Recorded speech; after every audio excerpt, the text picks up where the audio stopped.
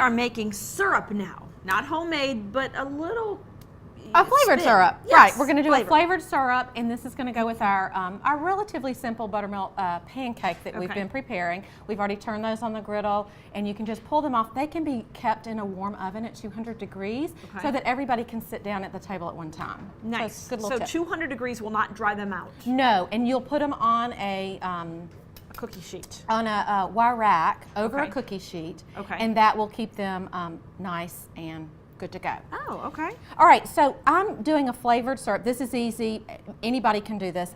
Come see me at buttermilklipstick.com. I have toasting information for pecans. About 350 degrees for 6 to 8 minutes. And I like to start with pecan halves because you have more control over the size of them. And I've actually got a utility knife that I'm using today, but really a chef knife is going to be the better bet here.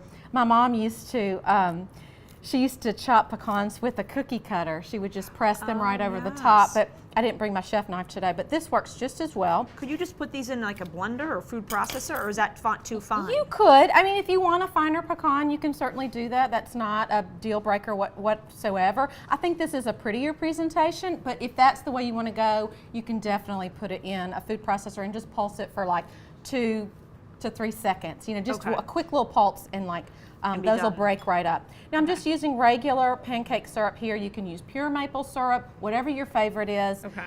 Start with that, and it's a cup that we have here. I have a half a cup of the chopped toasted pecans, and then a 1/4 cup of melted butter goes in there, and that's it. The great thing about this is that you could use a chopped toasted walnuts in here. If you like cashews even, like you could even go that route. I mean, it's really a versatile idea. And I think a really fun way to sort of elevate this, even on a Saturday morning, is just to add some silver pieces and some linen napkins and still keep it real casual. Yes, that's right.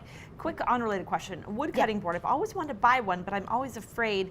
How do you clean them? How do you treat them? Is it sanitary when you're cutting on them or cutting meat on them? Well, you need to clean it properly, and that's an important thing to do. I like the restaurant style cutting boards, and so you can go online to a restaurant supply store, and they'll have these nice cutting boards, because a lot of what you find in the stores now are just bamboo, and they don't last as long.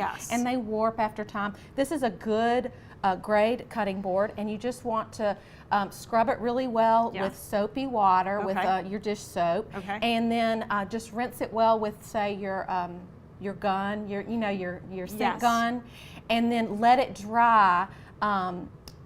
At air, let it air dry. Like, don't put it in the dishwasher. That will warp it, and that will expose some of the wood and make it kind of crack. Okay, got you. And we don't need to seal it with anything. No, you don't need to seal it with anything. But you can chop meat on this, or you can do, anything that you may be prepping. You will get grooves eventually you will, yes, you will. But this is a great piece to have, and like if you don't have a butcher block in your kitchen, you might want to look for one of these online. And it's got handles on it, so you can move it around your kitchen. It is heavy, but it's a great little piece to have, and I have one that's like twice as large. Oh my goodness. Great. Okay, don't go far. There's still more Talk of Alabama headed your way right after this quick commercial break. Keep it right here on ABC 3340.